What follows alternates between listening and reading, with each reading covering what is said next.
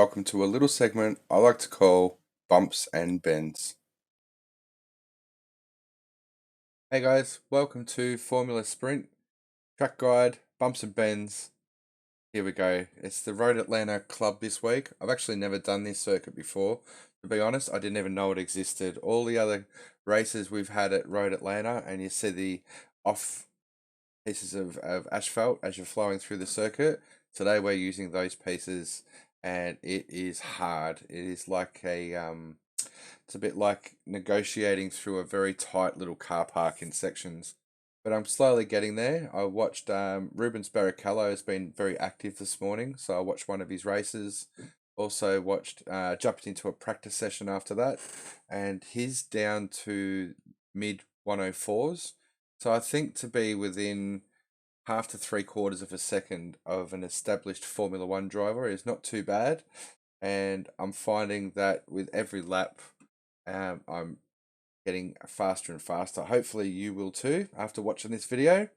Let's learn the track. Let's have a look from the cockpit to start off with. Very busy. I'll try and talk you through it, but we'll have a look at corner by corner after this lap. Do this. They're coming up to the first corner. I'm only doing like the tiniest of lifts. Oh, that was a big lift on that particular lap. They're coming up. It's all blind here. It's very much about track knowledge. Give that corner a lot of respect. Brake early, really chase an apex that you can't even see. And that previous corner is really important for getting a good run. Have your session optimal on, and that will tell you how much time you're losing in this sector or gaining. They're coming up to the second part of the track, which is extremely technical. Just throw it in, but we're slowing right down. This is a new part of the track. Really want to find some front end grip and then manage the wheel spin and then just go right down. Throw it into the last corner. Very easy to get a 1x. And that is a lap of Road Atlanta Club with a 105.1. So let's have a look at the lap. I'll show you what I mean about the X on the last corner. That is an X. So having the tire just on the line, you'll definitely get an X.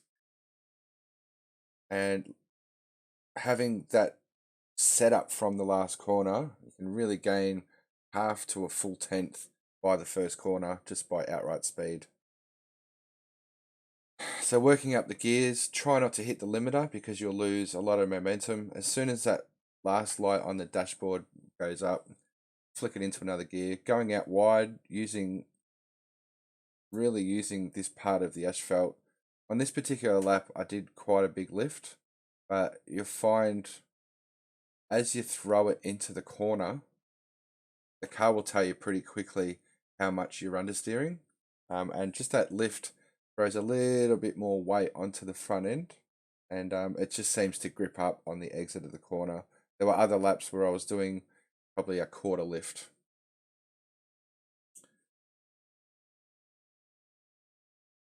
So really throwing it in. You're trying to ride this apex, but because of that understeer, quite often you'll miss it. The fast guys will ride right over it, but it will unsettle the car. So be wary that if you unsettle the car, you're going to come very wide, and if you touch that grass, you're going to understeer into the wall. Now it's a really, really technical part of the circuit. You're trying to aim for this tree, and you're trying to balls up as much as possible. So I'm braking down to fourth over the crest and then into third. So I'm aiming to be third gear, setting up for this corner. This track, this version is very much about corner preparation. Prepare for the corner at the corner before, if that makes sense. So the time it takes for the change of direction, in that time you'll actually reach your corner. So I'm finding really need to pretty much ride over here But the third apex here, you really need to give it a little bit more respect than the first two. So try and ride over here. These weren't X's riding over the curb, so it's quite liberal in how much time you can get, but really find the stabilization. I'm at a 54.8 brake bias today. So try and keep the left tire just over the yellow line, and you can really cut that curb.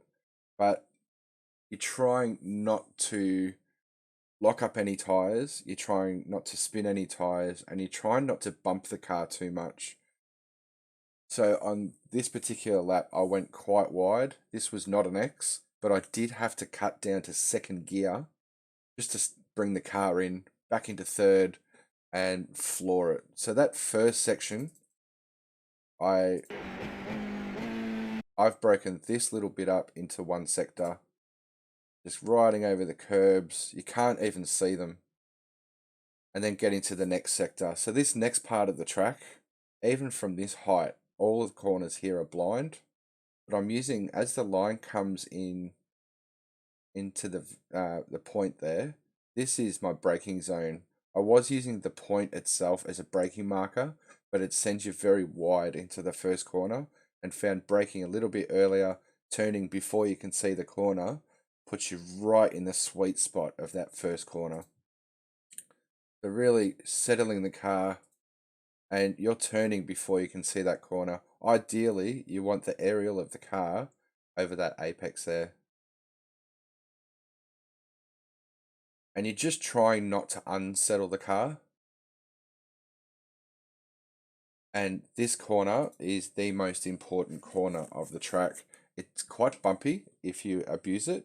And if you are bumping even a tad, as soon as you get on the throttle, the car will spin. And you're trying to manage your throttle as smoothly as possible. If you mash the throttle on this corner, you're going to spin and you're going to crash out. So you really want to carry the momentum. I first started doing this section in second gear, but third gear, carrying a little bit more speed, the car will grip up from lap 2 onwards. So really set this corner up way before the corner itself, and just manage your throttle. So that's even slow in slow motion. But you'll find with your delta on, if you get that right, you'll gain half a second by getting that previous corner right. And then it's just it's a drag race. Keep it tight. Keep it as close to here as possible. You'll find as soon as you let off the steering, it just starts to drift across. And then when you overcorrect, or when you start to correct, you really wipe off speed, and you lose at least a tenth, more than a tenth. Great, now the session's over.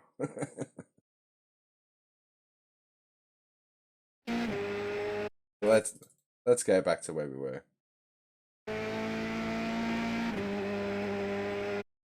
So another little trick is just trying to get that front right tire over here. What it does is it increases the revs just a little bit more, and yeah, once you land, it actually pushes it just a tiny bit. Not a massive gain, but every bit helps.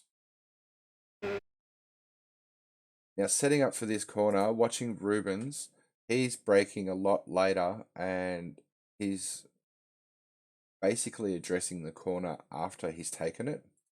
I'm finding this has been my standard braking marker, braking a little bit before it and really throwing the car in earlier. So what Rubens was doing, he was braking a lot later, and he was actually ending up on this part of the circuit.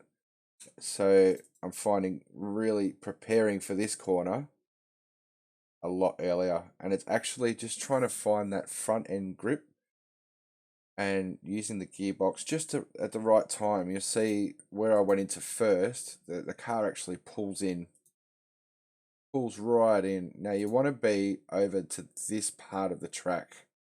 Don't cut it too much because you'll get an X here, but the more room you take here, the easier it is to take this corner. It's extremely tight.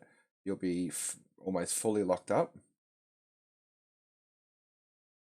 and you really want to make the next corner as easy as possible. I could have probably turned in a little bit later, but going over this part of the track does unsettle the car, and this part of the track is all about managing wheel spin.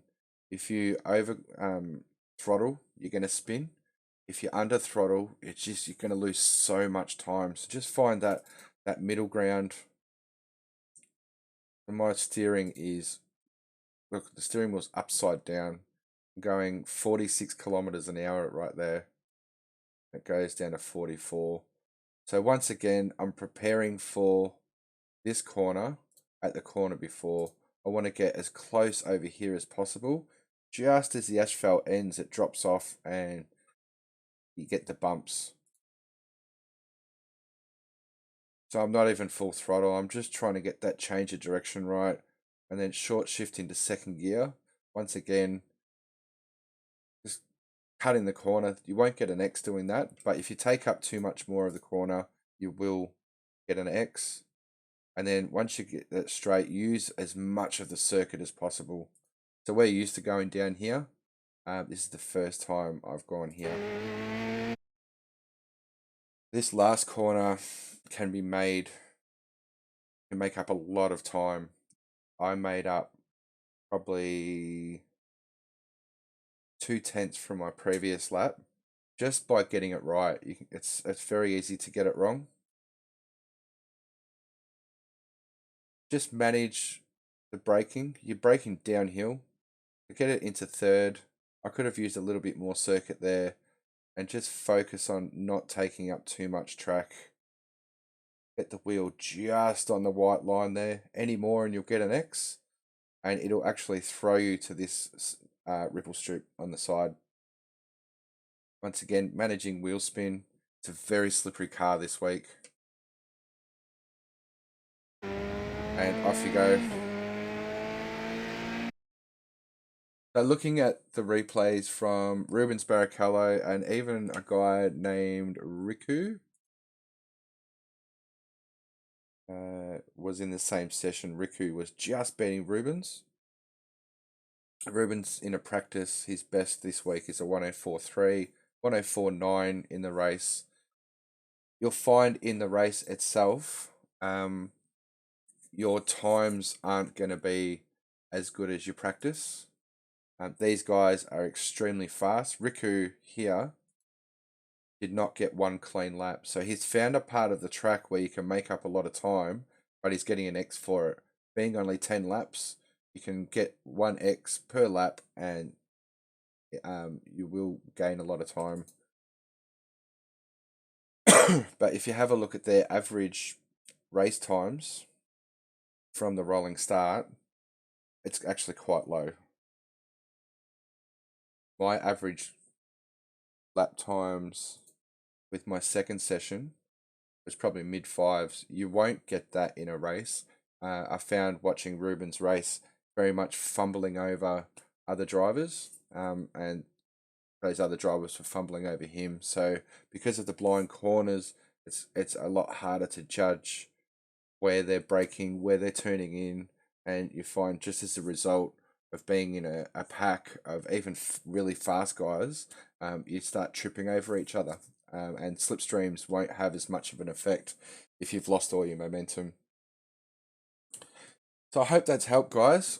Before we go, let's have a look at the pit lane. There it is right there in front of us. We're using the pits on the opposite side of the circuit, which goes all the way over to the left. So the safety car with a rolling start is not going to pull out until right there, right here. So you have to be careful of the guy who is on pole position. He has control of the race from the time that the safety car goes in, but you'll find he'll be controlling the race from here. As soon as people get through here in the mid pack, they're going to want to throttle.